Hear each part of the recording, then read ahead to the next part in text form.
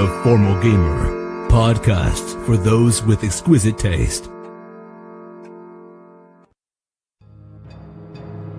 We return to Seathwaite, where the city glitters but hides a dark and dangerous underbelly.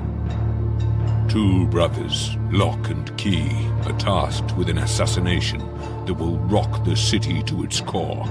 But are these wretched villains up to the task? Seathwaite is cutthroat, cruel, and unforgiving. Can Locke and Key keep their heads when all hell breaks loose? And who is the mysterious figure known as the Weasel? And will he be friend or foe?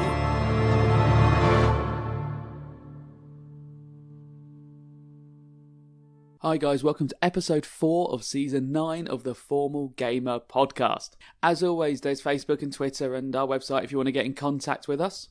And I'm going to ask a little favour this week because, that's what I'm doing. I'm sorry. I did a podcast a few weeks ago about something I'm doing outside of the Formal Gamer. I've written a book and I'm trying to get it published because I'm selfish like that. It's nothing to do with fantasy or D&D, so if that's not really your bag, I completely understand. But I did a podcast called Urban Tiger Radio. You can just type that into Google, and I'm the most recent sort of person who's been on it. I've also put the link in the podcast description. It would really help me even if you just click the play button and let it play for a few seconds, because that would count as a listen, and it would make me feel better about myself. Rather than a shambling mess that I normally feel like. But if you don't do it, there's no pressure on you, you know. But more important than my novel that isn't going to come out anytime soon, I'd imagine, is that you enjoy the episode.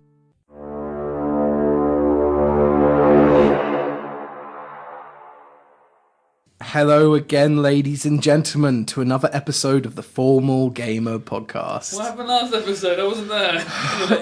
I'm too tired to even go through it. So, last episode, Locke and Key, the brothers working as fixers to plan, to scope out a joint, to basically just see and not do. They were trying to scope out a square in a castle owned by a man called Jenkle Henkel, who's a public speaker. And they were supposed to take Jenkle Henkel out, take out his guests, but they're scoping out the place because that's all going down tomorrow night. So, given the low-key requirement, what did Key do? Key, he asked a guy called Malaga if he could get on the pagoda to ride up to see the White Knight. Malaga said yes, with a caveat, but he definitely said the word yes. So Key did. Key heard the word yes, and he just jumped and climbed aboard. And then that man had the gall to get angry and stab him. Luckily, Locke shouted up, "Chill your boots," because I'd gone up there with a guy called Galak, who's this brilliant goblin I was having so much fun with. Yes. Galak then jumped off the side into the crocodile pit. Yes. Which tells you something, doesn't it? Yeah. If he thinks the better option is jumping off into the crocodile pit. I think the better option is going to the crocodile pit. That was my escape plan. But Locke caused me to get arrested, and now I'm off to get arrested. Like you are. Well, I've been arrested. I'm in shackles. So yeah, it ended with the lift getting to the top. Galak jumped out, and we haven't seen what happened to him. At least the players haven't seen. The listeners know what's happened to him and his untimely end. So I still think he's alive. Well, me all you want. Galak's coming back, and he's going to be a superhero. What if he goes back riding a crocodile? I won't be surprised. Wait, it worked with you, didn't it? Yeah. It was riding you. So you've ended up at the top of the balcony. I normally like to set the scene and summarise what happened, but there are lots of words there without any context sounding very random. Yeah. Pagoda, lift, balcony. Yeah, you'll have to listen to the previous episode. You have to listen. If this is the first one you've ever listened to, stop. Maybe don't listen to the podcast. Maybe this isn't for you, really. I'm not sure this episode's really for anyone. So you ended up restrained in shackles, surrounded by 4 centaur guards, and they took you to the back of the balcony, and it looked like Henkel Jenkle, dressed as this white knight, his persona for performing, began warming up the crowd, and he convinced Malaga to sit down and speak with him. So you now find yourself standing on a balcony, which is opening out into a giant courtyard in the centre. Inside now, the White Castle. So the balcony's on the inside. I can see down. So the balcony, it stretches over all the way to another railing. And you're not taken over to the railing because you're still in shackles. You're taken into the centre of that balcony. And it's almost like there's another internal balcony to address the inside. When you look down, there's about a 15... it's about 20 foot down into a courtyard where there are lots of tables and chairs. And there's also a stage across from the courtyard. And there's a slight buzz of people there. It's really not as busy as it is outside, but there are a few people sitting down having a meal, enjoying drinks. You'll also notice that you've seen a few voice trumpets, which... So big metal trumpets. Yeah. Because if you didn't listen last time, voice trumpets. Voice trumpets are a thing now. And there's actually a few voice trumpets which bend out from the balcony going inside. So it's also like people can listen to the show inside as well. You were surrounded by 4 centaur guards. And Sneedlehyde, who's this gnome which you've been seeing around the place managing business, is now talking to some other people, and you're waiting surrounded by 4 centaur guards. Well, there's not much I can do, so I just stand there looking awkward.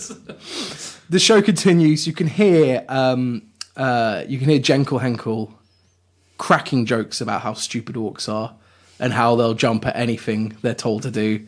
The crowd are beginning to laugh and warm up, and they're kind of thinking this is quite funny.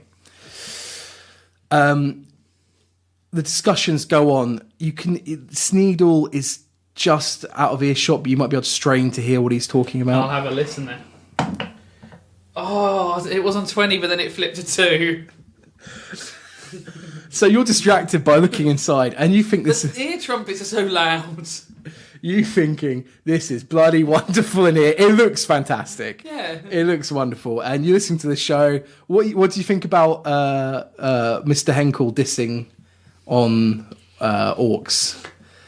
As long as he's only dissing on orcs and not half orcs. Right, okay. Because they're different, I suppose. Yeah. Well, that's good then. I see myself as much human as I do orc. Though it's nice talking about my orcish heritage with Galak earlier. Like, I'm a half orc. And... I understand that I'm in some trouble now, so... Like, he's not insulting my mum, so that's... if he's insulting my mum, then there's different stuff coming. No. Someone's getting kicked off a balcony. As much as I'd love to activate that,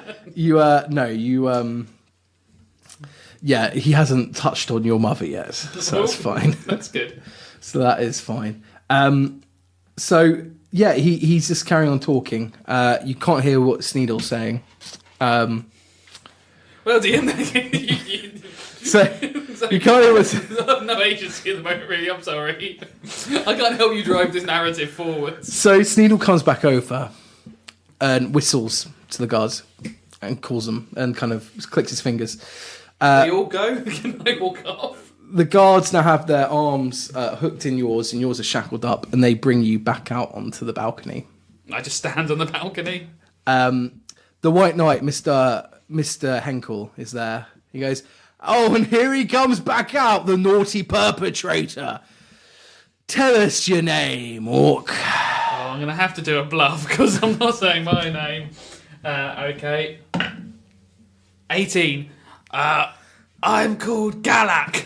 Galak, you say? An orc that's named like a goblin. Yeah. Explains the brains. I work for Nia.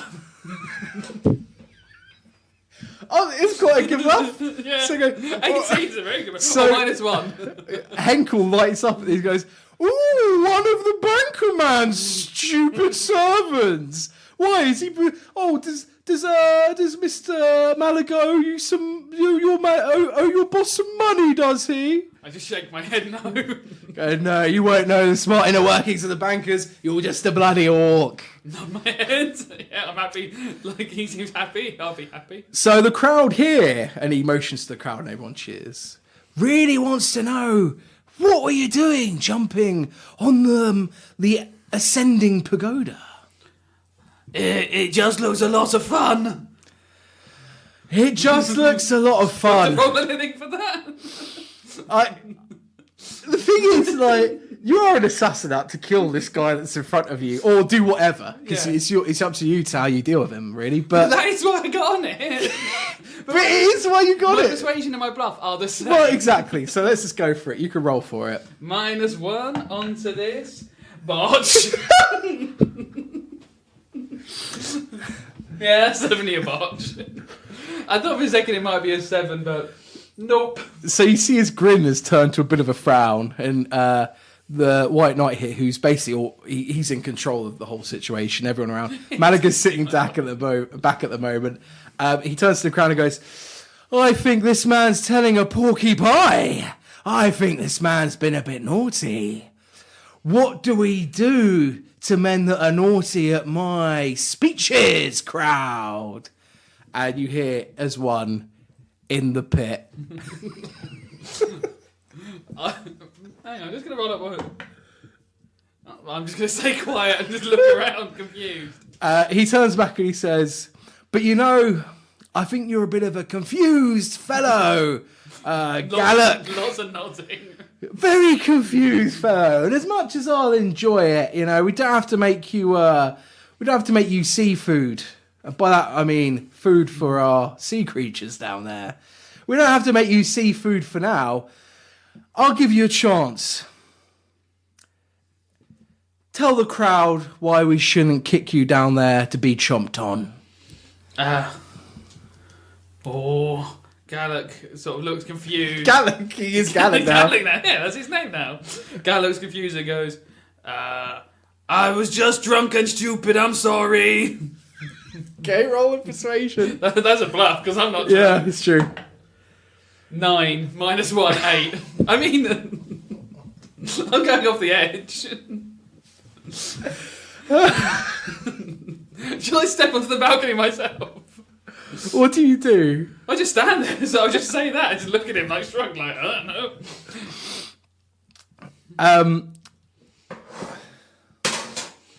So, the White Knight nods, and he says, "I mean, it seems like a pitiful excuse to be doing such outrageous behaviour. But then..." Did I just get quite lucky on a roll? Somewhat. But then... It's not going very well. The context is important as well. This is something that I feel we're all being guilty of here, enjoying ourselves a bit too much. And he throws his arms up in the air, and the statues, the mini statues down at the ground level, spew out more wine from their midriffs. And he says, I cheer. That's just want to please him. That's good. Yeah.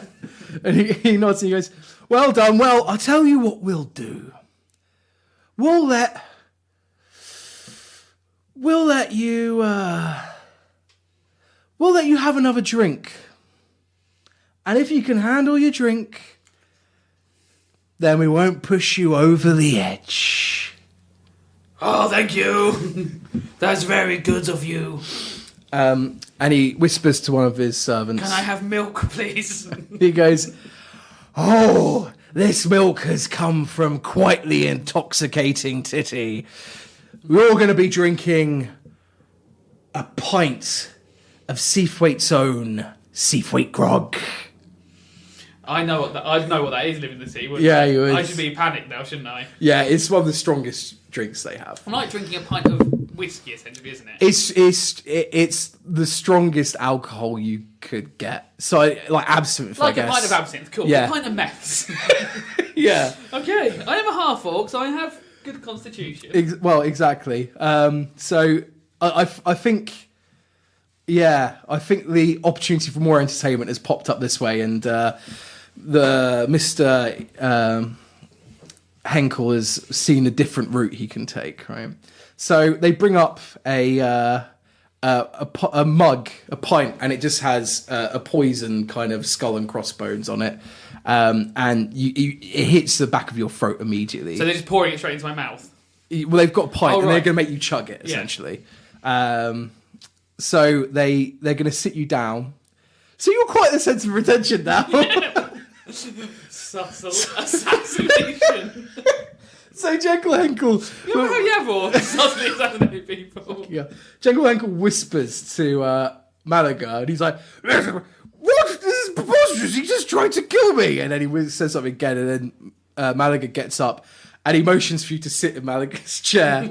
So you sit down, and he's now sitting opposite you on this balcony. As I go past Malaga, I try and say sorry again. Yeah. And he's just swearing in Dwarvish. Sorry. I didn't try and kill you. You tried to kill me. So, so what they do is they sit you down, and he says, the White Knight says, "Now just lean your head back and we'll do the rest." Leave my head back. You're still in shackles at the moment. Yeah, there's not much choice I have in this situation. They put a funnel into your mouth and they pour it in there and hold your nose. Okay, do You I have to roll a constitution? Yes. Right. Okay. 10 plus 5, 15. 10 plus 5.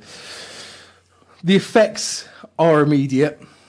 You feel incredibly like intoxicated straight away. Your head is spinning round. Your first instinct is to get up, and you begin to feel like you're going to be sick, and you have to have a saving throw to try and keep that down. Constitution saving throw. 20 plus 5. You put your shackled hands up over your mouth. You swallow the sick in your mouth, and you stand up, and you just... Well, what do you want to do? He raises his hands Yeah. and shouts, "Can I have another?" And the crowd say... The crowd say, "Give him another! Give him another!" You've completely won the crowd over. Open. And I go and sit down in the chair again Yeah, and lean lean my head back. And he goes... I don't think this is going to go well. He goes, well, Malaga, and the White Knight calls Malaga back over. Malaga, this man has kept his sick down. What a strong boy. Clearly he wasn't of the right mind when he jumped in your pagoda. We're not going to kick him over the edge. Are you still going to press charges? And Malaga says, "This little fucker tried to assassinate me. I don't care what this crowd says. He's going in a cell." And the crowd start booing at that. I just got my head leaned back waiting for my next drink. Go on. So the White Knight again turns to the crowd and says, "Let's give this boy one more drink before he hits the slammer." So they're giving you another pint of Seathwaite Grog. Let's see what happens. Go ahead. 16 plus 5, 21. 21. This time you don't even feel like throwing up, but you are severely intoxicated. Oh, yes. You're going to be suffering for subsequent rolls. And if you remember before, Seathwaite Grog gave a massively increased chances of botching as well. Yes. Yes, I know. I remember. But now anything that happens, I can blame on being on secret drunk and drunk. Is that good? So when Locke comes back, I can blame the grog. Tactics. And I might say to him, someone gave me the grog before I jumped up there. Now, this is going to be interesting. So the Centaur guards come back over. One of them says, "Up you get, Orky. We're taking you downstairs." Yeah, I just get up if I can. Yeah, so roll the dice to see if you can get to your feet. 9. 9. Okay. So you stand up and you fall to your feet. Essentially botched trying to stand up. And so they're picking you up by the arms. That's fine. They comment on how heavy you are, and they're essentially carrying you. It's really interesting because you're going from almost the top of the castle. There's actually a floor above still, right? This isn't the very top of the castle. But you're going from almost top of the castle right down to the bottom. You get to see everything. But But I'm so drunk, I can't remember any of it. Yep. Can I roll to see if I can but it's massively just for perception Yeah, just for perception. So and remembering, I guess. yeah, we'll do it all once. So 15 15 plus 1, 16. plus. Okay, good. So you're taken out onto a balcony. They they complain about how heavy you are, and two of the centaur guards say they're going to have to call someone else over. They lean you over the balcony. Your wits kind of... they've leaned your head over and your arms over the balcony internally. So they've now brought you internally. You're looking down at that nice area with seats and tables. This looks like where the VIP guests would be. You can hear some whirling to your right. And it sounds like maybe the mechanism for the pagoda is coming back down. And when you look to your right over the balcony, underneath you is where the drawbridge is. But then to the right of that, it looks like you can see there's this giant tree. It looks beautiful and very elegant. And the tree branches have grown and wrapped round some kind of lattice, which seems to be separating this mechanical noises from the internal VIP area. Looking through lattices, you can see there are cogs moving in there. You can hear sound. It looks like quite a beautiful, intricate thing, maybe something dwarves have made. But you only get a quick look before, again, you feel vomit coming back up your mouth and you throw up over the balcony. That's fine. Onto the VIP area. As long as I didn't throw up when it was a big moment, this is fine. I drank 2 pints of C3 rum. I've had 2 pints of absinthe. The fact that anything is happening is quite incredible. So, two of the centaur guards ran back over. They grab you, go, "Oh God, he's being sick over the balcony." Right, get him up. Put me up. Sorry. I'm turning into Goris now. So roll another perception check. 6. Okay, you pass out again for a moment as you see Sneedle coming over and talking to the guards, but you don't hear what he says. That's fine. You wake up. You kind of come back to. You're now being carried by a different set of guards, not centaur guards. The normal castle guards that they have quite nice uniforms, but they look like just basic guards. And you're now being carried down a set of stairs to the VIP area. They're dragging you across the VIP area, and people are laughing at you, pointing. Some women are looking horrified at you, commenting about how you're a disgusting orc. They're not wrong. As you come down the stairs, you see a contraption similar to what you saw before, a deer rotisserie this time, however, coming out of the ground. He told me that was the only place I get deer. Yeah. So you're coming down the stairs, and I want you to roll another perception check. 17. 17. Plus 1, 18. So you managed to come to, and as you're being pulled through the VIP area, you can see on the stage in front of you is an elven singer and an elven male playing the mandolin. Obviously, they made it through to the VIP area where they're performing for people. You're pulled down these double stairs, and you can see the staircase in front of you. It seems like there's a whole balcony almost stretching round the VIP area on the floor that's higher up, right? So some people are looking down into it.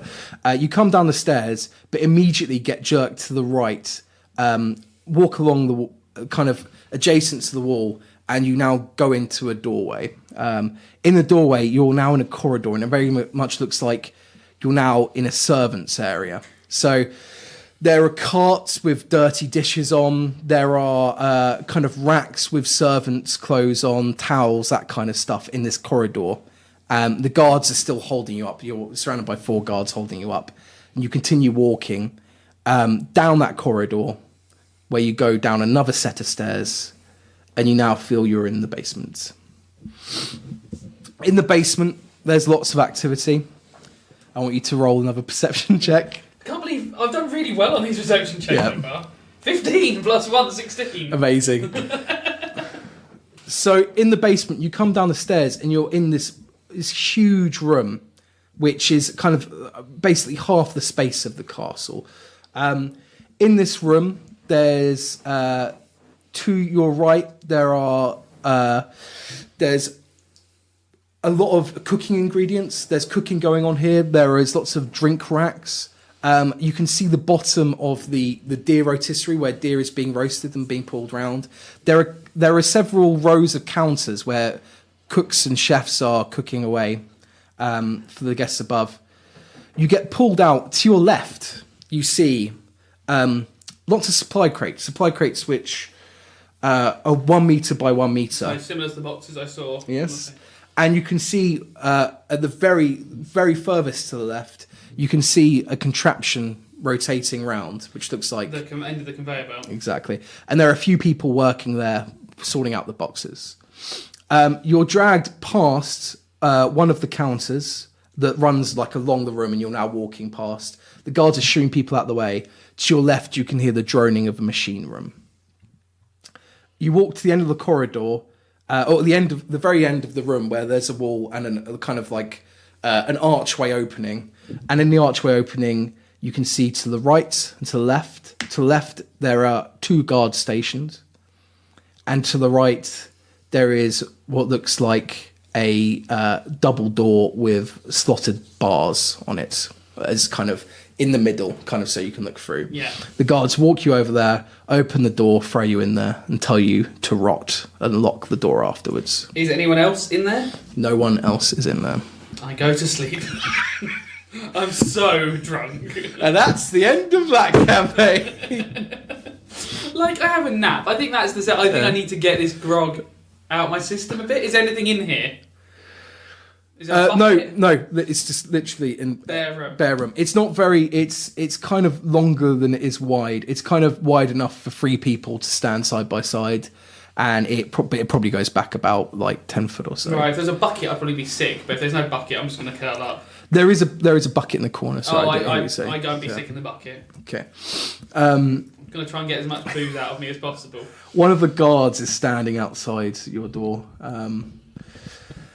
And that's where you've been locked away. If you've actually seen quite a lot there going through. I stayed awake. Yeah, mainly. I'm sleepy. Now I am, because I stayed awake all that time. So I guess you can. Have they taken my weapons off me? Oh, that's a very good point. No, they haven't searched you yet for weapons. I had 2 hand axes that would have been pretty obvious. Oh, right. Let's say they'd taken that off. But my other one is wrapped around my arms. I will say when they put you in there, they would have searched you. How hidden is that one? Well, I wanted to... Yeah, I think it'd be up to them to see how they found it. It's quite well hidden. Yeah, okay. I don't mind you rolling to see if they've taken it. Yeah, let's roll. So they would search you when they dumped you in there. Yeah. It's wrapped around my arms and stuff. Because they would have immediately taken the hand axes off, because I imagine you surrendered them. Exactly. Right? So, yeah, they're gonna search you. So... Yeah, they search you and they do find this chain, and the chain leads to the weapon at the end. And they take it and they... I also have a crowbar and a hammer hidden on me. Okay, yeah, they'll take all that stuff. Right, found everything, have they? So they've done pretty well in their search there. And then that's when they tell you to rot and walk out, as they find all these weapons. They're like, maybe he wasn't just drunk. Yeah, these really deadly weapons. Yes, like really sophisticatedly deadly. Assassin's weapons, So almost. So probably you'd search me up there rather than let me get drunk. Yeah, you're now drunk. So you can see them walk away and talk to the guards at the very end of the corridor, past that archway you got brought in with your weapons. So that's that's where you're going to have to stay for a little while, I think. Okay, can I have a look through the little window? You can. You just looking down the corridor, and the 2 guards that were there previously seem to have gone round the corner. Right. So it seems like a pretty empty corridor at the moment. I'll give the door a bit of a shake. Yep, it feels sturdy. This feels like a sturdy door.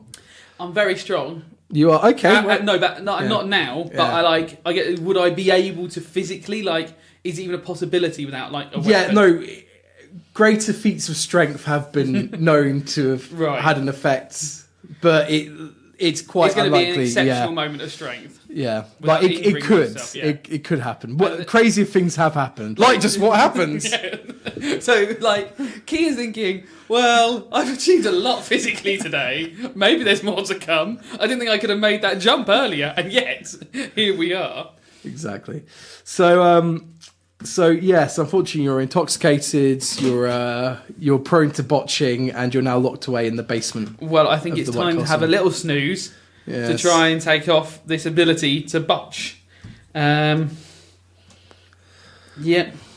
I have no no real power to do anything about this. I mean, you can always call the guards over and try and talk to them because you don't know what your situation is. Yeah, I think the problem is I've got really low charisma. Oh yes, A propensity to botch now. Oh yes. So I think trying to get rid of some of that situation is probably the smart move. Yeah. So he's going to take some time. He's going to take a short rest. Yeah. You from your passive insight and also probably being in this situation before, you do know there are things that can sober you up a bit. I wouldn't have access to any of those things. No, not on you at all. But you are next to a kitchen. Right. I'm going to start shouting and piss under the door. Okay. Good. To get the guards' attention. So one of the guards rushes over and starts shouting at you, "What are you doing? Back off! That's for the bucket, you idiot!" I'm just so drunk. Look, step back or you're getting a spear through the fucking bars. I just move my head out the side away of the bars and just keep pissing the door. Going, what do I know would sober me up? So you know there are some, stuff like coffee. Just having tons of coffee might help. You know there are some specific potions that can help with it. But you are on. You're on the amount that you would drink and die. Yeah. So, like that's the border you're kind of sitting on at the moment. Just get me some water so I can sober up and piss more. Okay, that's a lovely persuade. You want to roll a persuasion on it? 12 minus 1. 12 minus 1. Good. He pulls a spear out and he walks away to the kitchen and he brings you some water and a coffee. How do I get them? He hands them through the bars. Good. So there's enough room. Yes. Yeah. Okay. You can fit your arms through. Cool. I put my arms through. Okay. Well, if you've got your arms free, I'll just give them to you. Cool. And then pick up. That's interesting. That means grabbing and smashing into the door is a possibility. So I do that action a couple of times. Like, oh yeah, I could definitely. If I can get a hold of him, he's getting a smashing on the door. Yeah. So as you take it, do you drink it? Yeah. Okay. Roll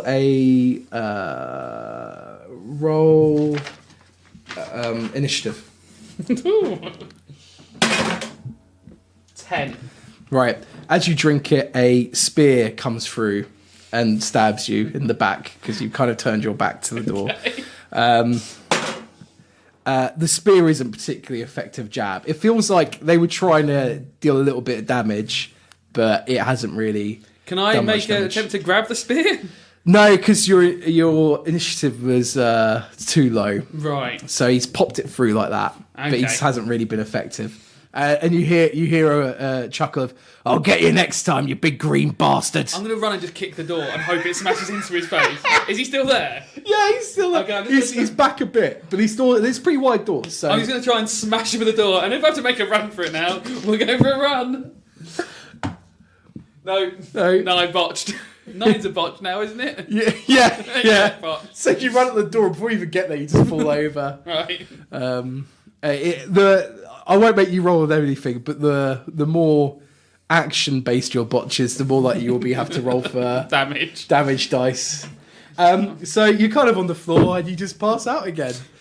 I'm going to have a snooze. I think it's time to snooze. Yeah, there we go. We'll have a lovely sleep.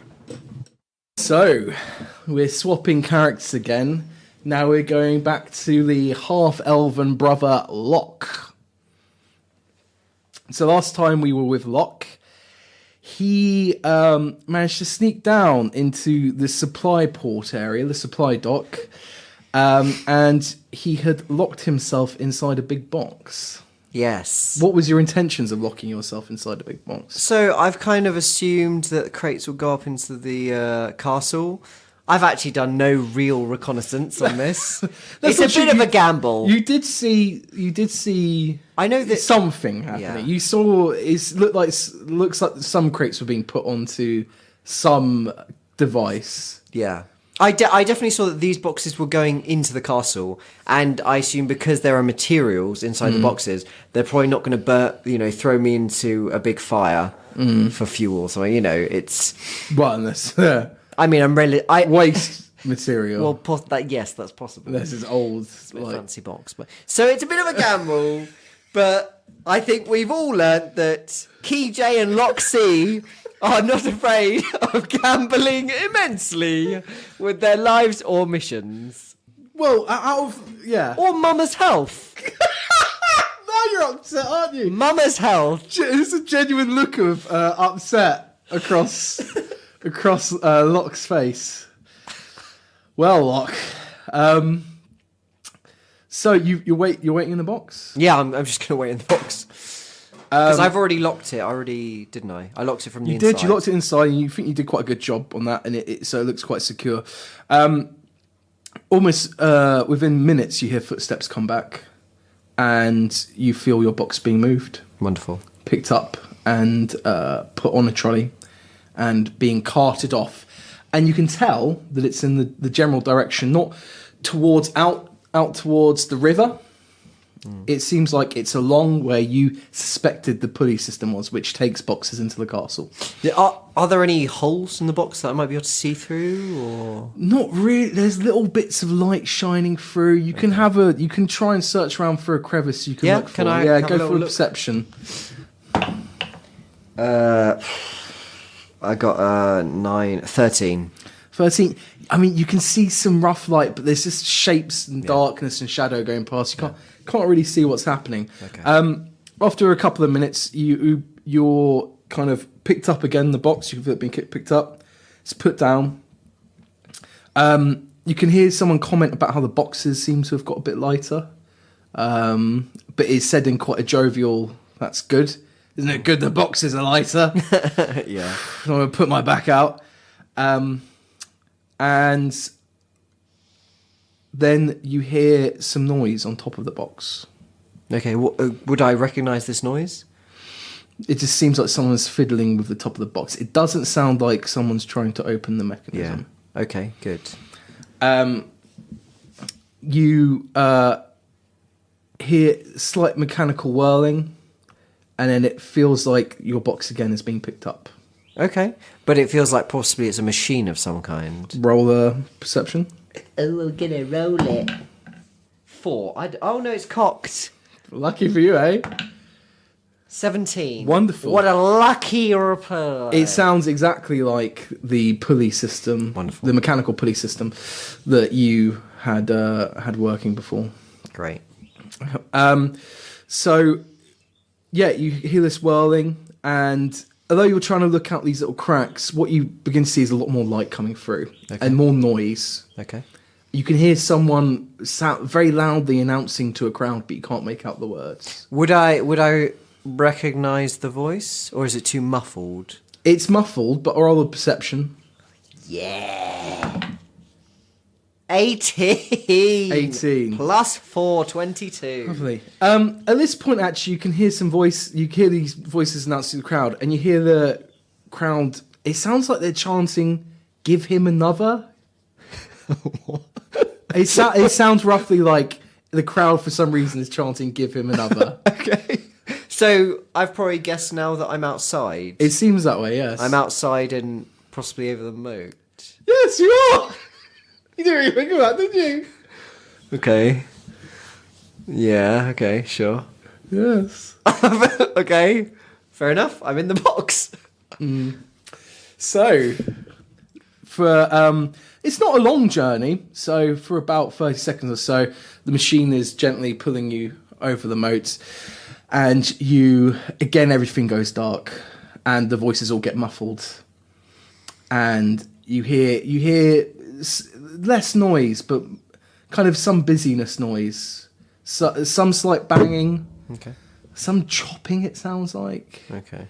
Wood on wood noises, Okay. stone, people walking on stone, and then your box, you can feel it lowers and hits the ground. Okay. But I can hear there are people around. Roll a perception. 20. 20.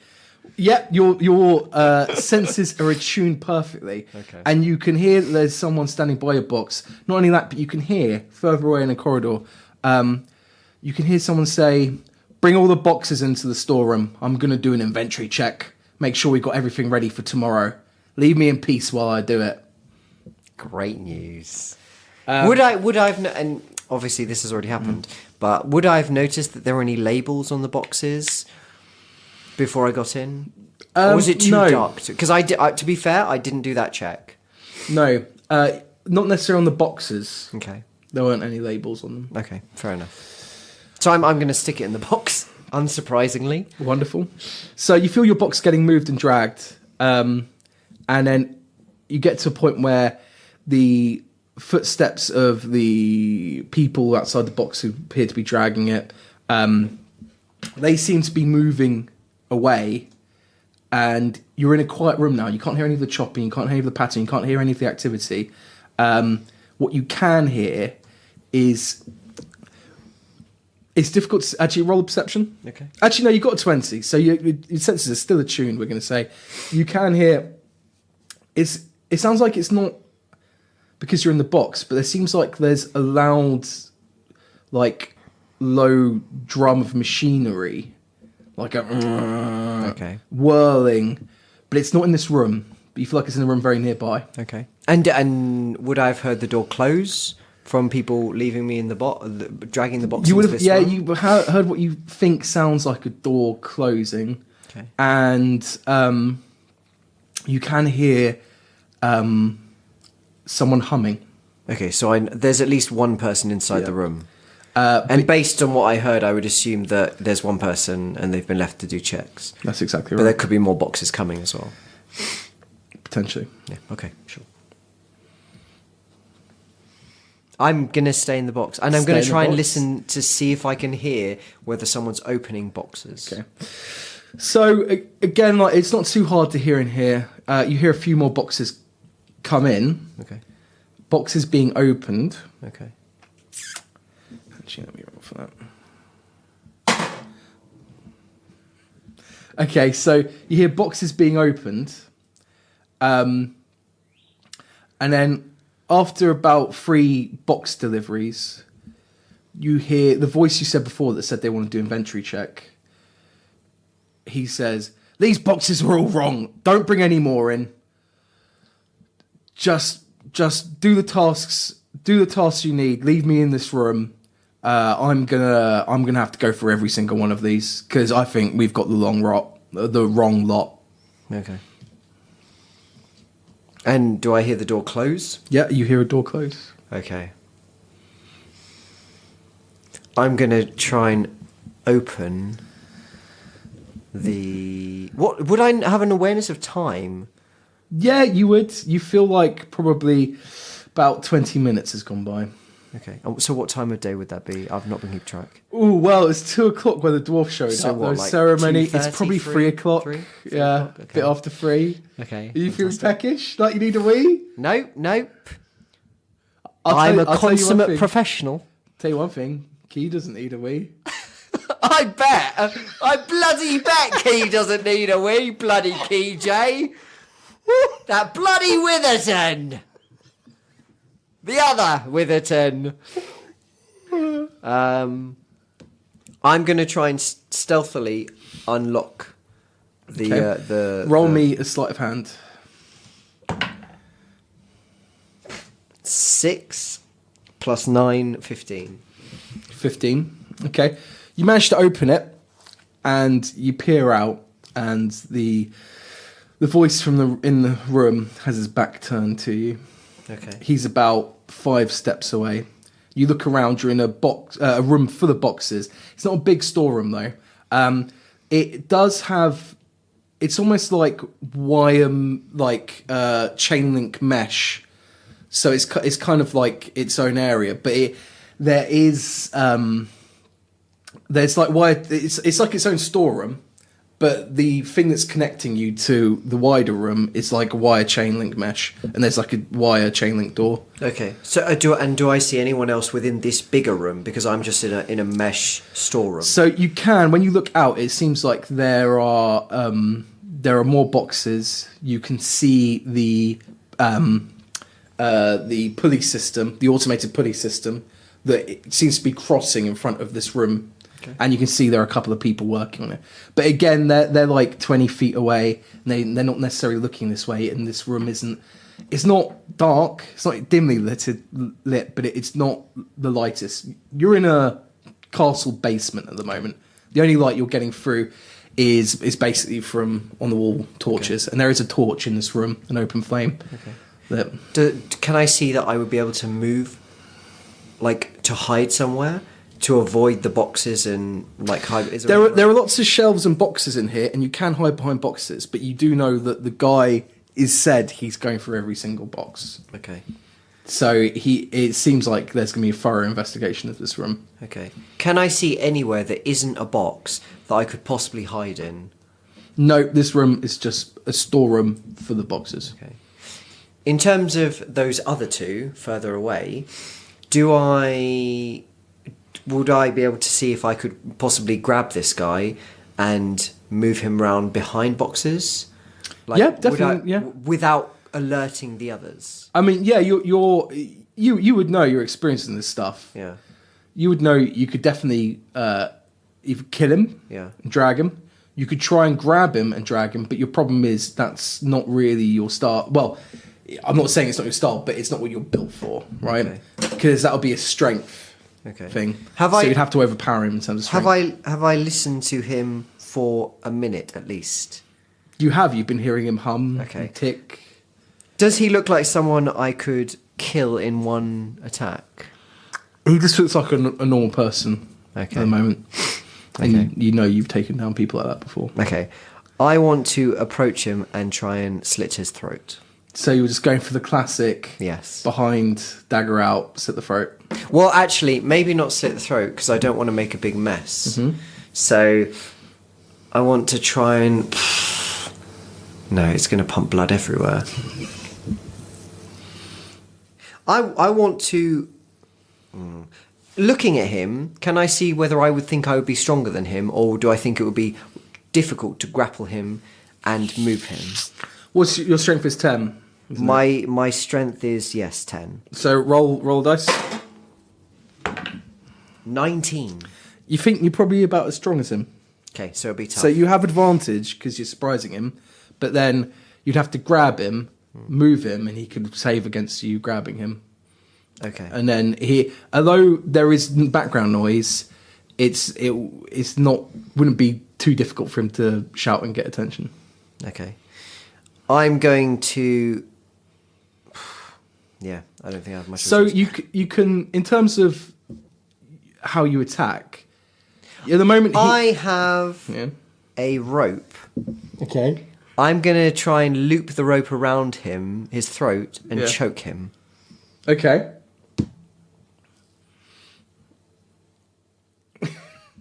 Yeah, you could try that. Yeah. So, but I suppose that will be a weaker attack than a dagger or something. Yeah, it'll be a grab again. Yeah. And so I'll give you advantage because you've got a rope on him. Okay. So you would always have advantage for sneaking. Yeah. If you get to him without him hearing. Yeah. You would then have advantage for dragging him. Okay. The other thing I'd say is that we kind of homebrew it there, where in terms of sneak attacks, if you're readying an attack and someone doesn't know you're there, and they just walk around the corner into you, or they just open a door straight into you, we count that as okay. You still have surprise on him. Okay. Well, I also have a sneak attack which deals an extra 3d. That's the one. That's the one you normally take people out when you're. Yeah. Do I need to prepare that then? Or... No. It's just if he doesn't know where you are and you have advantage on him, which you do by him not knowing you're there, then you get to do that sneak attack on him. Okay. So I'm saying you don't necessarily have to go to him. Okay. If he's going to the boxes.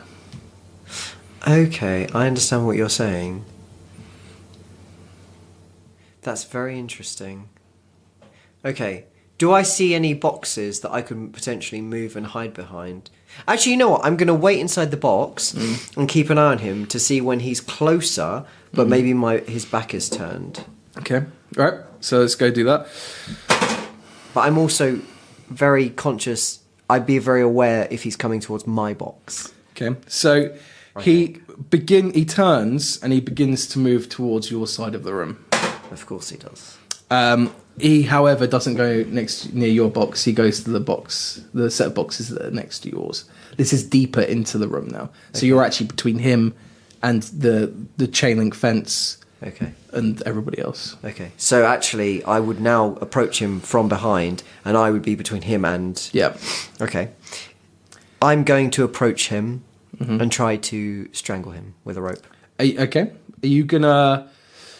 You're probably close enough to him that if you were to open your box and stand up, you could reach him. Open my box and stand up. Ah, okay, fine. So you could potentially, if you do it, you could potentially pull him into the box. That's what I would want to do. Yeah. Yes. Wonderful. Wonderful. Okay, so it's going to be opening and attacking him. It's going to be a sneak. Yes. Yeah. Okay. So do you want to roll a sneak on that? So is it? So I do that 3d6 or No, I no. roll to attack. So you're gonna be sneaking, which is your sneak bonus. So this is just like you're sneaking up behind him, right? Okay. So now I have to roll for an attack. This is you. No, you're not rolling for attack. You're just rolling to open up the box and stand up without him going. There's someone behind me. Okay. You know? So this is a stealth roll. Exactly. Okay. So roll out. 19 plus 6, 25. You're like a ghost. You open up the box. You stand up completely silently, and he's still humming away happily. What do you do? So does it make a difference me using a rope versus me using my arm? I assume with a rope I can get more leverage and it's a bit more. I can even use my foot against. Yeah. I would give you because you're sneaking. I give you a bonus. Yeah. An advantage, and after you're going to have to do a motion after that. Yeah. He's going to know you're there. Yeah. So you won't have advantage. But if you use the rope, I will give you advantage on that as well. Okay. I'm definitely using the rope. So what are you going to do?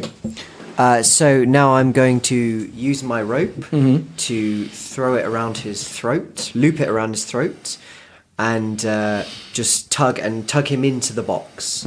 So hopefully I can do it from within the darkness of the box. Wonderful. So roll to grab him. It's going to be your strength versus his dex. And I use 2 dice because you get advantage. Ooh, cocked. No, it's not. 7. 7 plus your roll. Fucking hell. That's pretty low for a best roll, isn't it? That's awful. What's your strength modifier? It's nothing, isn't 0. I feel like I might have failed. This is when you should check what your character does. Lucky for you, this guy was not paying attention. He rolled a 5. Oh, fantastic! Yeah! I can't high five Danny, so I'm going to high five you. Good. So you very stealthily stand up like a ghost. You whip this rope around him, and it's like the rope's around him and then pulling on him before he's even realised. He's still humming. The first moment he recognises there's something wrong is he doesn't know why, but his humming has stopped. And this rope is tight round his neck, and he can't... The humming has stopped.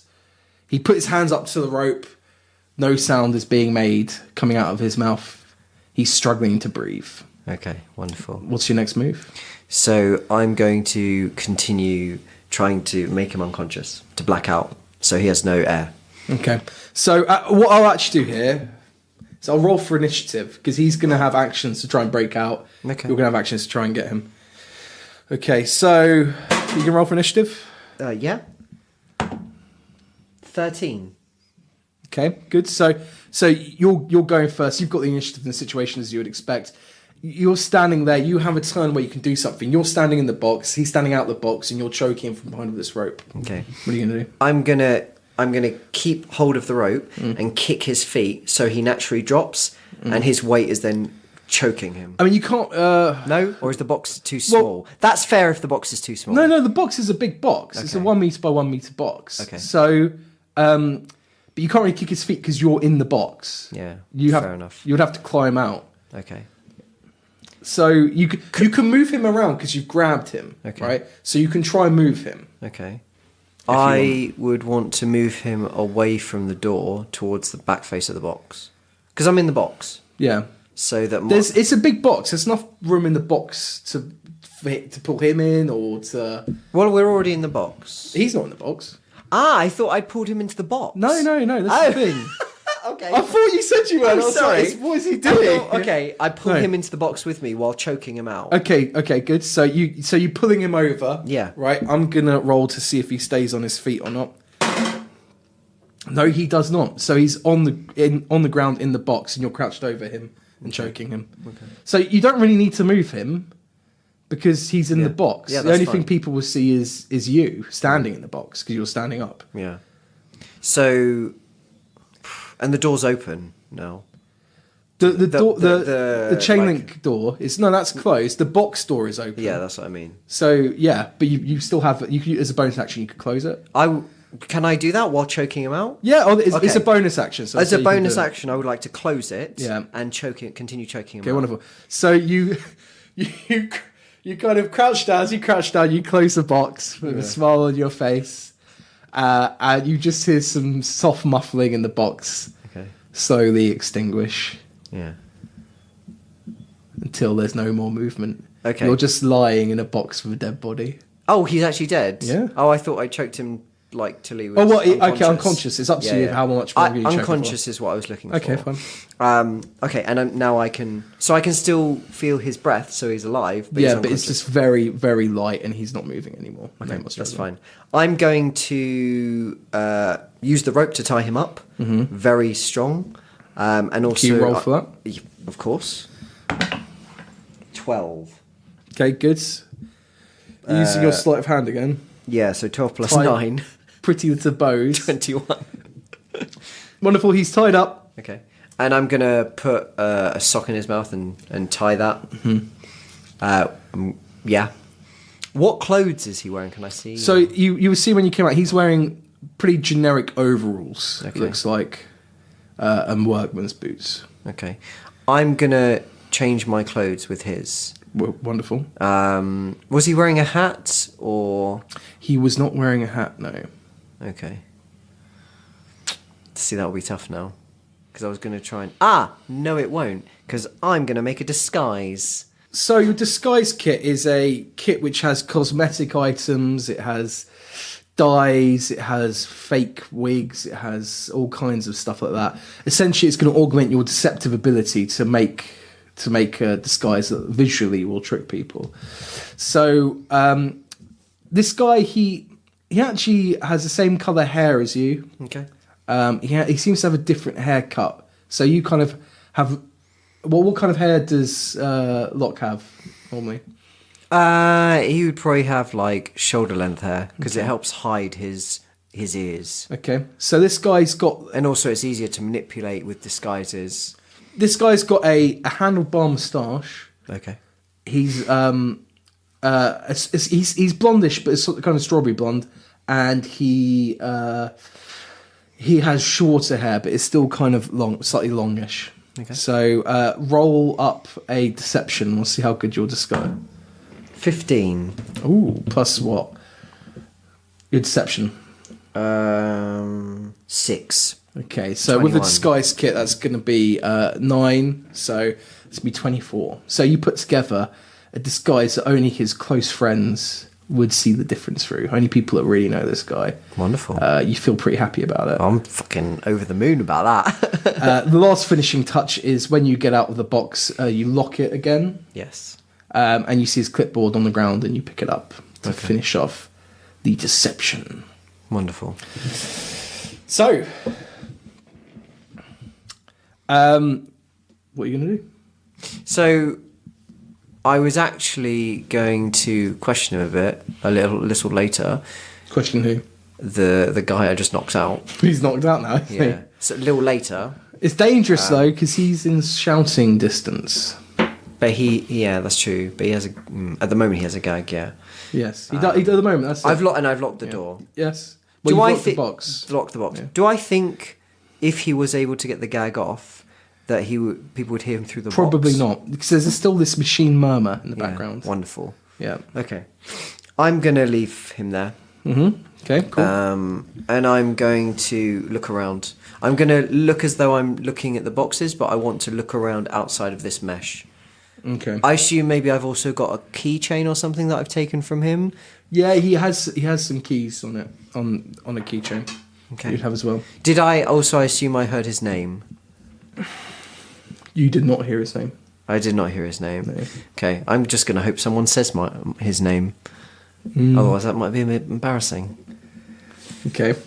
So, what's going to be your tactics? So I want to look at the room. So in a sneaky way. So I'm going to pretend I'm looking at the clipboard and looking at the boxes, but I'm going to move further out towards the mesh entrance and see what I can see. Okay, so when you look through the mesh entrance, you can see two people who are dressed in similar overalls to you that are working on this automated pulley system. The pulley system is coming from the wall on the right. So that wall there, you would know is like, that's the turret, that's the edge of the building, right? Because you know that that's where the pulley system comes in. Okay, yeah. And so it's like... This is under the castle? Or? Yeah, so you know you're in the castle basement right now. Okay. The pulley system is going all the way through and is going into a wall on your left. Okay. It's kind of at kind of chest height, the pulley system. So the workers, if they need to, are hopping underneath it because it kind of cuts to the room in half that you're looking into. Yep. You're on the chain link side. The other side, again, because it's a turret, it's circular, this room, really, right? But where the pulley system meets the wall and disappears into the wall on your left-hand side, that is also the beginning of a corridor that looks like the only way out. Okay, fine. Would I need to pass by the others? No, you wouldn't actually. Okay. So the storage room it is kind of snug on that side. At the moment, the others look like they're working closer to where the boxes are coming in. Okay.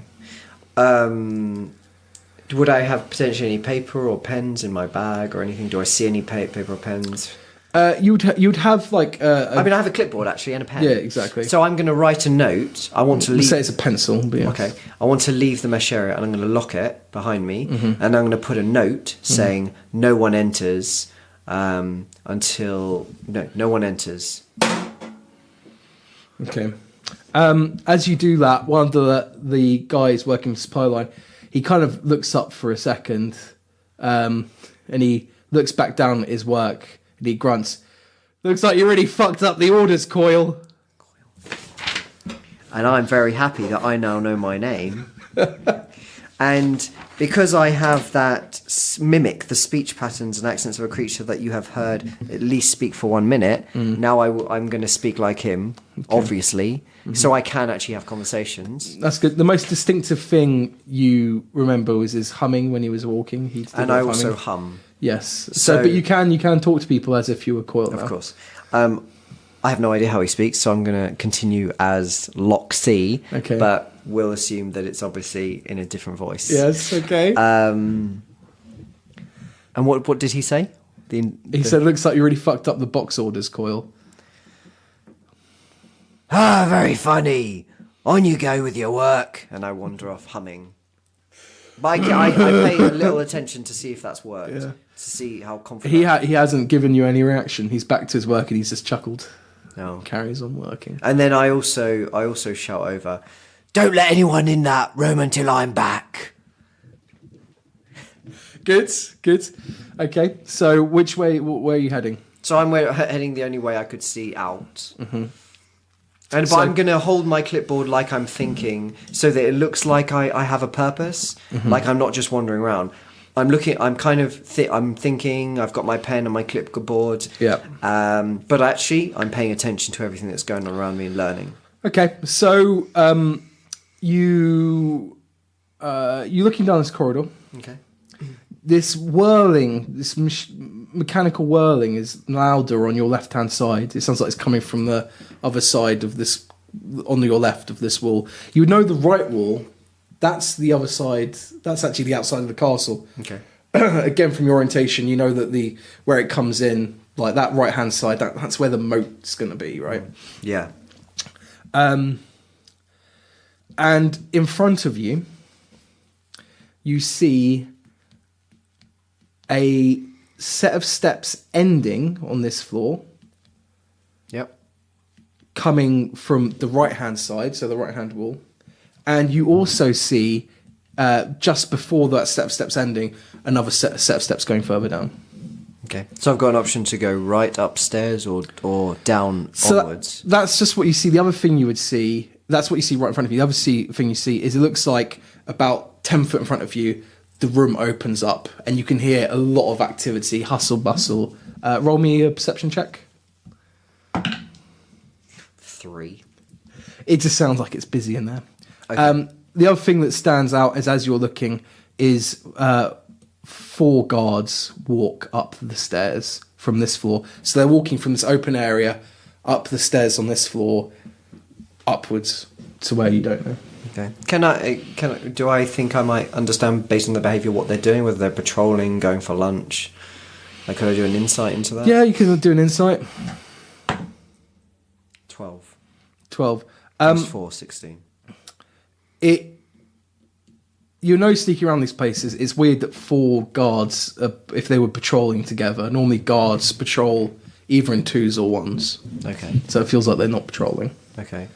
I have 3 options: up the stairs, down the stairs, or into this big room full of activity. Yes, that's and the other thing is on the left-hand side, there at the end of this corridor, when it opens out, just before it opens out, there is another door as well that goes into this this room, which is making lots of mechanical noise. Okay. I'm gonna. Should I continue? I'm gonna go and have a look at the hustle and bustle room. Wait, the room which sounds like lots of people working in. Yeah. So that's basically walking down the corridor and then seeing where it opens out to. Yeah.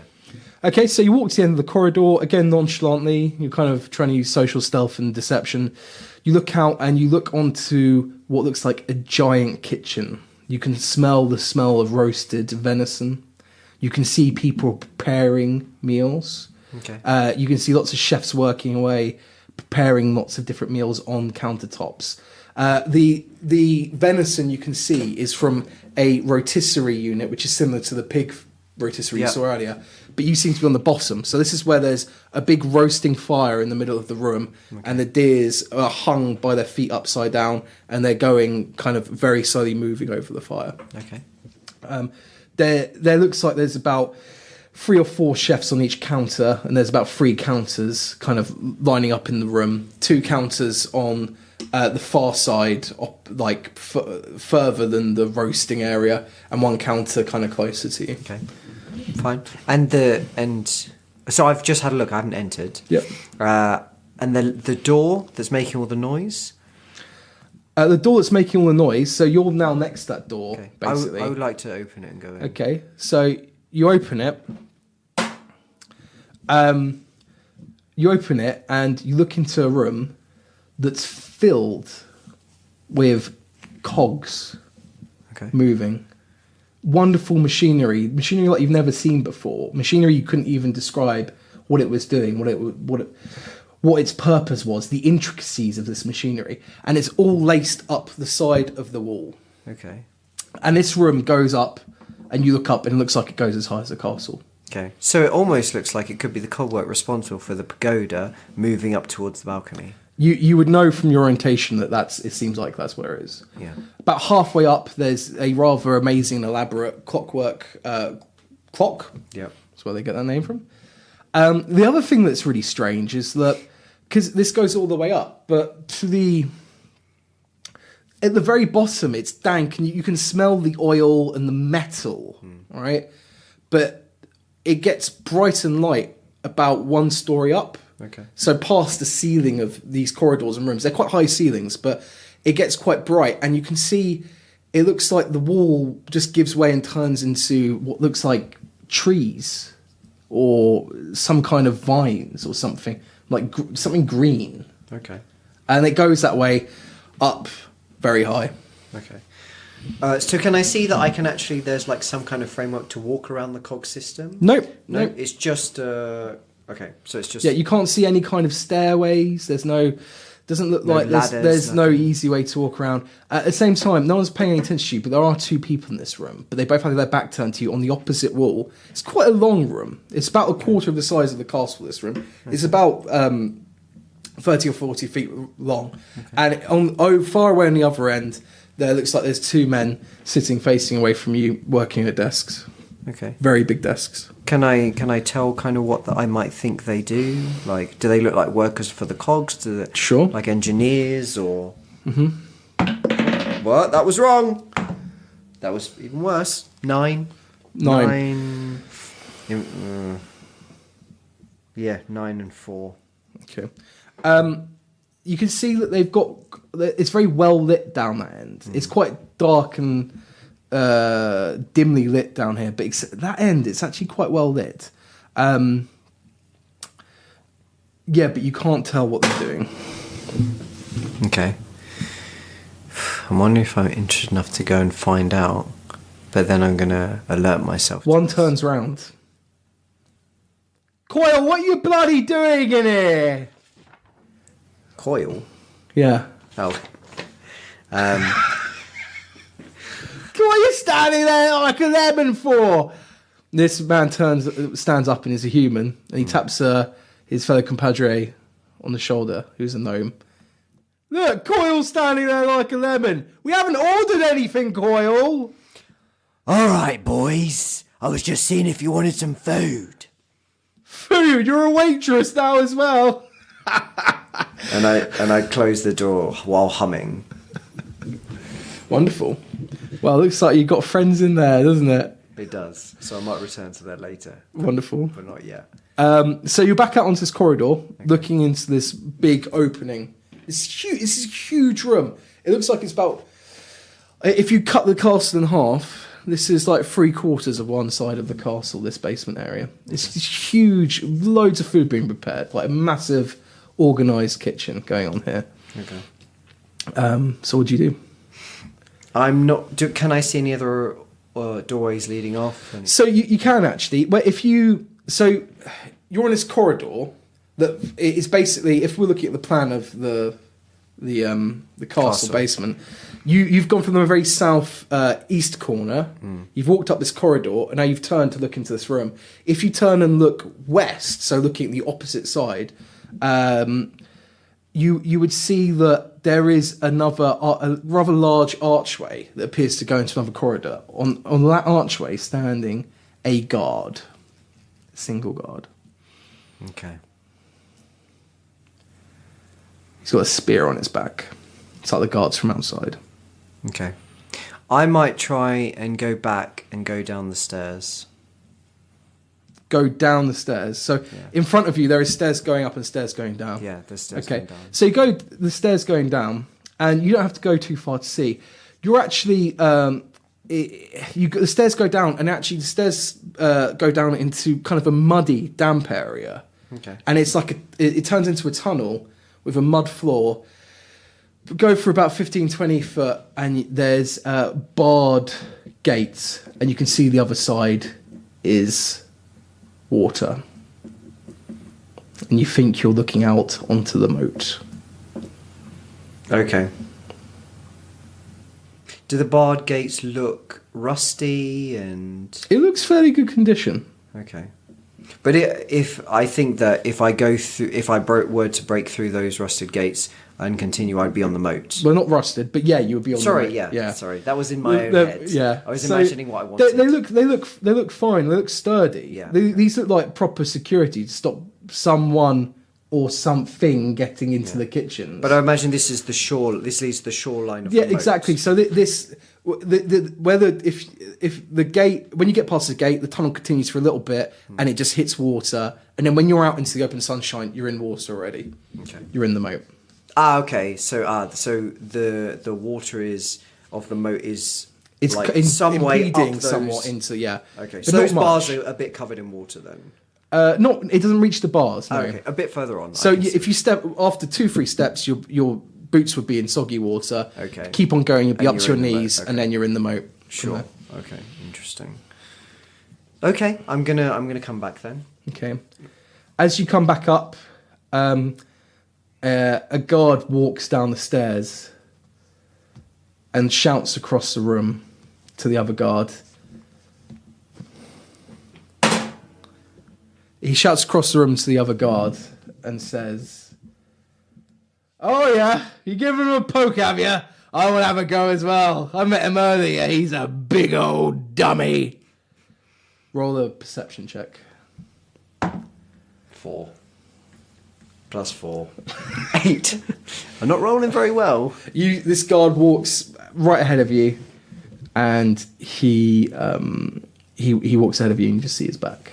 Okay, and which direction did he come from? From up the stairs? He came from up the stairs downwards. Okay. And he's walking towards that big archway. And he's walking towards the big archway where the other guard was? Yes. And he said he wanted to give someone a poke later. Yes. I'm going to go up the stairs. You're going to go up the stairs? Yeah. Yes, okay. So, you go up the stairs, and you walk up the stairs. The stairs kind of spiral round, and you come out into another corridor. And this corridor very much... You're now on the ground floor, shall we say. This corridor very much still looks like a servant corridor. Along this corridor, you see carts with dirty dishes. Big, like, carts for... They're like food carts that waiters would move around in a fancy restaurant when they're bringing a big meal, right? And they'll have dirty dishes on top, and they're kind of on the side of the corridor. There's also racks which are holding servers' uniforms, and there's like kind of dressers with lots of towels on top, both serving towels and actually like proper towels. Okay. As you come up, to your left is a wall, and this corridor looks like it's like you're at the end of the corridor, and the only way you can go is forward. Okay. And do I see rooms or doors kind of thing on No. the side? It's just a corridor full of... Roll a perception check. 7. I'm not doing very well on perception checks. No, you 8, can't. 11. You would have to go further down the corridor, but this corridor again, it seems to stretch the whole width of the room downstairs. So it seems to go from like kind of the midpoint of the castle to the back of the castle. Okay. I feel like I need to go toward the arch, but I want to explore, so I'm going to go down towards the arch instead. Wonderful. Why do you feel you need to go towards the arch? Because that's the feeling I'm getting. Even though I want to stay away from that guard. What's the motivation right now? What are you doing? I'm looking for my brother. Yeah. But I'm also trying to get a bit of a lay of the castle, because there's no point in finding him and breaking him out and not knowing where the hell we're going. Okay. So... Actually, you know what? I'll continue down the corridor, because I actually know I think it's still important for me to figure our stuff out before I rescue or find him. Okay. So I'm going to continue down the corridor. So you But continue... again, I'm still in that manner, like looking at my clipboard as if I am Just doing walking around? Yeah. Okay, so you continue down the corridor. You're walking for a little while. Again, seems like a service corridor. On your left, as you begin to get to the end of the corridor, you see the wall in front of you. The corridor seems turned around to the left. Before you hit that turning, there's another archway. This archway looks like enough for maybe 1.5, 2 people. Maybe it's not a huge archway, and you can hear like a polite kind of bustling from the other side, with like tinging of glasses and spoons and people eating. Okay. But I can continue past this. Yes, you can. You can look through. You can do what you want. But can I peek through? Is there a window, or would I have to open the door? No, it's an open archway. Ah, sorry. So when I say archway, I just mean sorry, something like open, yes. right? I want to have a peek. Okay, you have a peek through, and it looks like a big open courtyard. Look, you see the deers emerging out of the floor from the rotisserie, from what you saw downstairs, and you see waiters and waitresses serving meat off the deer. There's big tables of buffet. There's waiters going around pouring wine for people, and it seems like there are people sitting there and enjoying their food. You look up and you can see the opening of the castle above you. It seems like you're in the central courtyard of the castle. Okay. This seems like the VIP area. Do I see anyone I might recognise? You do see... you actually do. Roll a perception? Well, I'll let you roll perception first. 20! High five! Yeah! So one of the things you do see, which is kind of... Now you're at the end of this corridor. You're actually kind of at the back of the castle, right? Yeah. And actually right in front of you as you look out, because you're in like the corner of this courtyard. Right in front of you, though, is a stage that's set up. And the stage looks quite nice. And on that stage, you recognise a female elf singer and a male playing mandolin. Okay. Which you recognise from the talent show. From the talent show, and they came into the castle. Yes. It's very interesting. Okay. But no one else?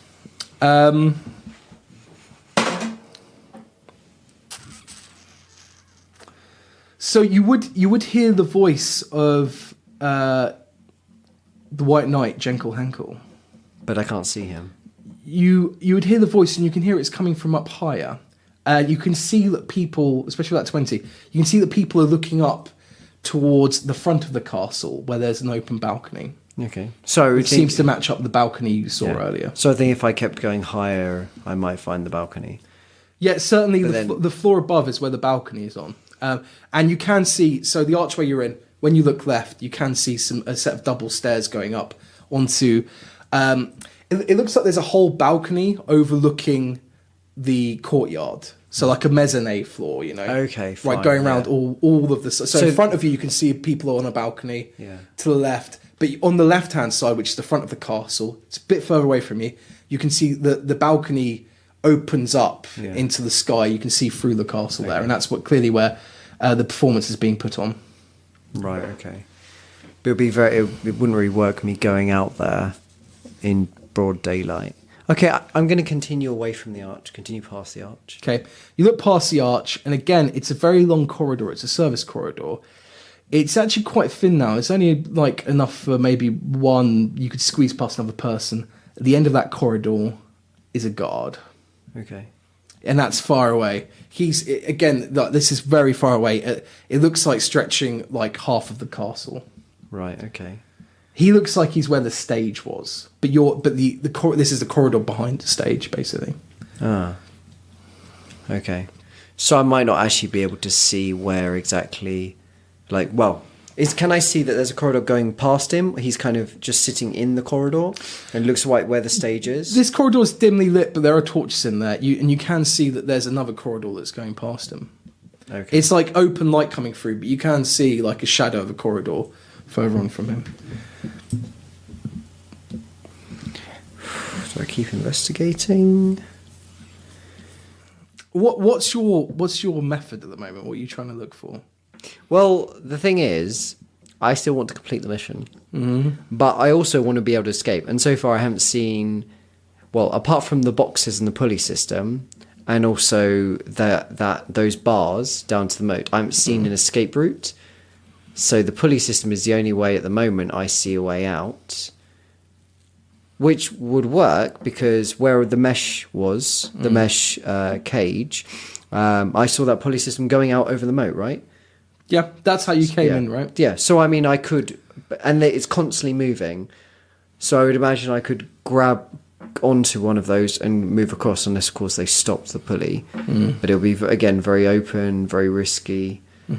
So I'm trying to kind of find out where I could leave or exit. Well, you've got the exit with the moat. You've got the exit with the pulley system. You have to deal with the guys in there somehow. I'm sure you could be creative around there.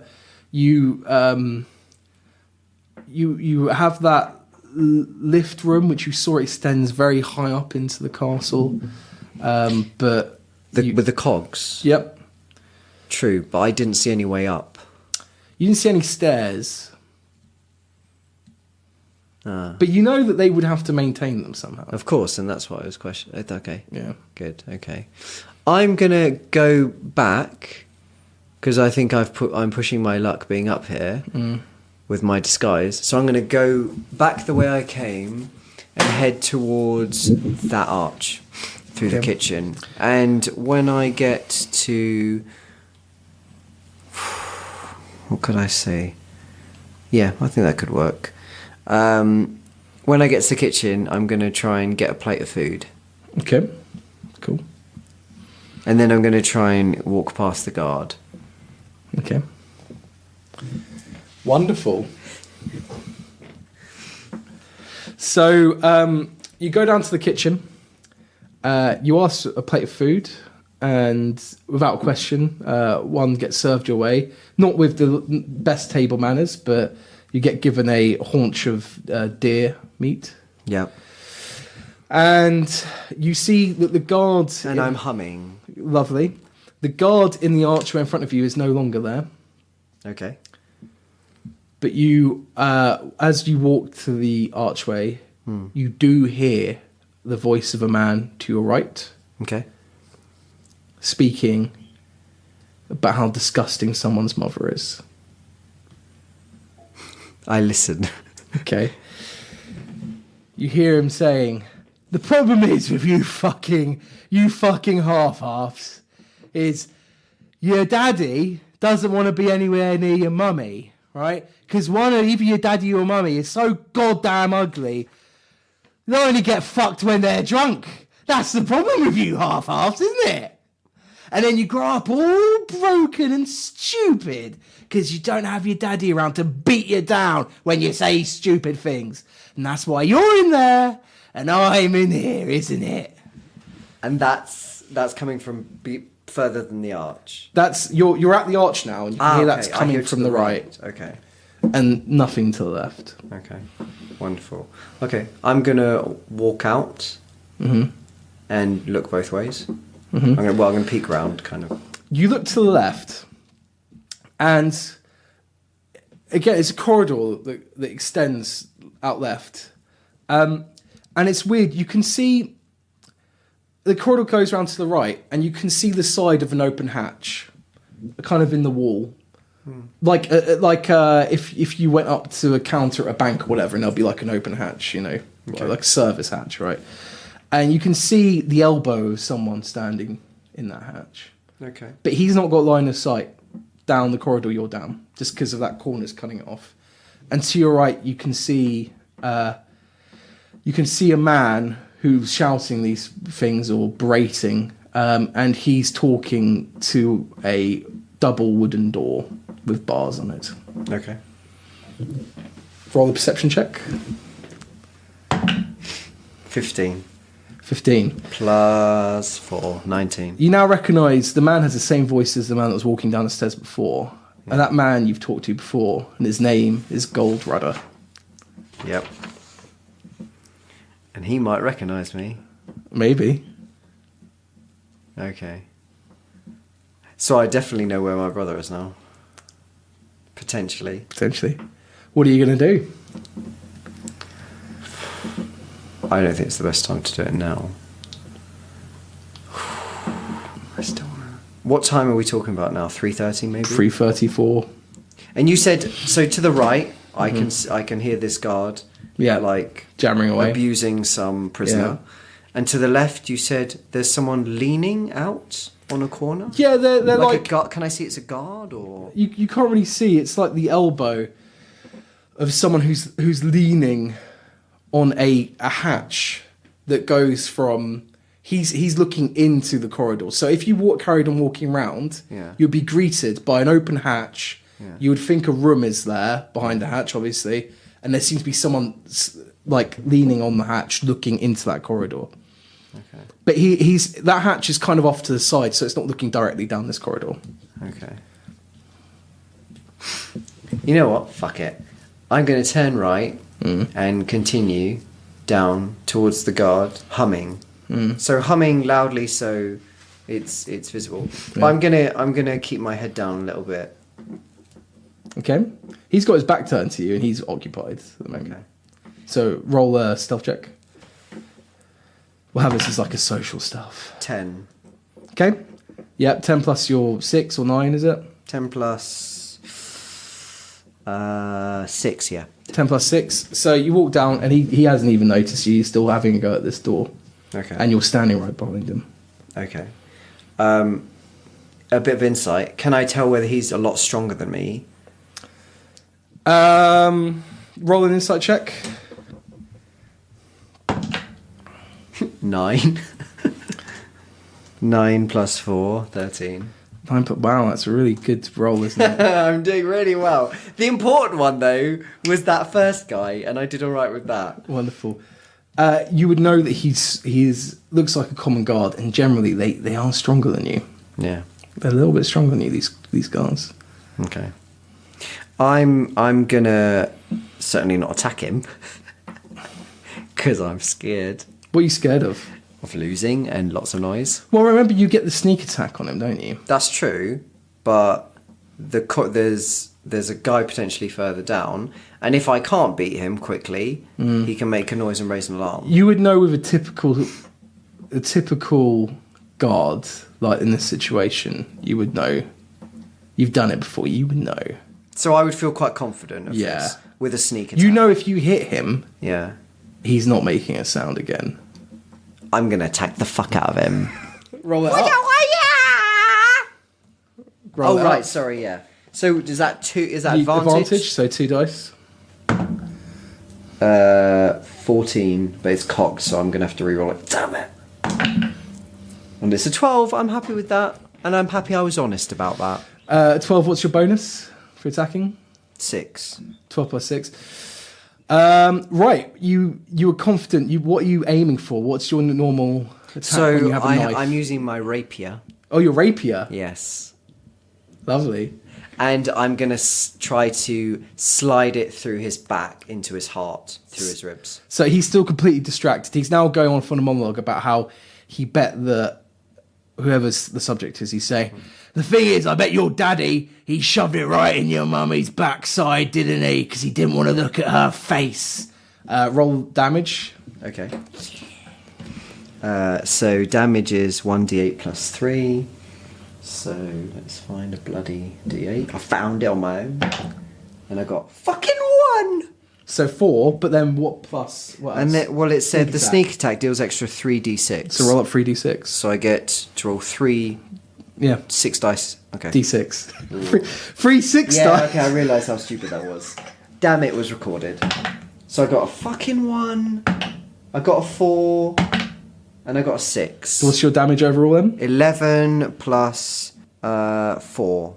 So 11 plus 5. So you go to shove the rapier through this guy's back, as he's speaking. And just before the satisfaction of doing so, you have to leave the room. What the fuck? You son of a bitch! Hello. Oh, look who's back! Hello. It's Key. It's me, Key. I forgot my voice. I've been out of the room so long.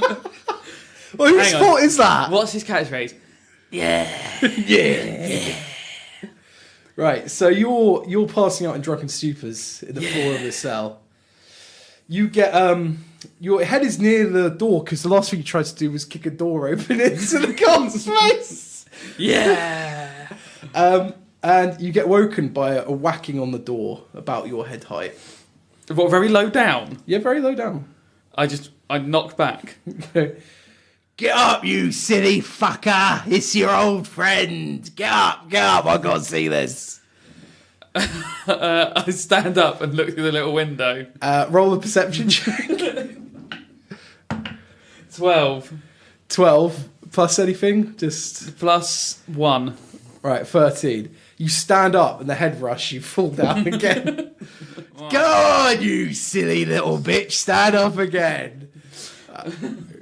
Alright. 11. Plus 1. Yeah. You stand up and you kind of with it now. You shake your Okay. head, clear your eyes, and before you is a man you recognise from early state called Gold Runner. Oh, good. He steps back and he goes, "Don't worry, we see that you've been trying to kick the door in. We've bolted this one. You're not getting through, you big dummy." I just stand there. I don't know quite what to do with it. Now I've got a captive audience. I can get something off my chest. And that's the problem of you bloody half-halves, you see. The problem with you half-halves is your daddy fucks your mummy, and your mummy's probably an orc, and she's too ugly, so your daddy runs away. Or she's probably been raped from behind by a big burly orc. Can I kick the door again? You can try. 5. 5 plus. Well, I don't know what kick is. Oh, that's Strength. Yeah. 4, 9. 9. You go to kick the door and you fall over again. Okay. I get to my feet again. He Do I have goes, to roll to "Wait, stand up get again? up, come up, you get. 4. No. 4. Plus 1 to stand up. I gave you a doing before. No, yeah, you fall over again. Okay. Try and stand up So, again. we'll give it that we had a couple of rolls, so you've got about 20 seconds of you standing up and falling over again. And he's continuing his tirade, and he says, "Yeah, I bet your daddy, he took your mummy from behind, didn't he?" Just as you stand up to pull him, see him doing frosting motions with his pelvis and the spear, Right. a rapier pops through his chest, Oh. and he's finished mid-hump. And he falls to the I'm going ground. to keep the door open because I feel I would have caused a time paradox. Probably, yeah. And before you standing your brother, dressed in overalls, wearing a new haircut, a new moustache, Hang on. and Okay. he's got a haunch of delicious smelling deer meats. So the last hour's been exciting. And that's where we shall finish this episode. So I guess I'm going to have to find out what the fuck's been going on later. I guess so. Thanks for listening. What? Hang on.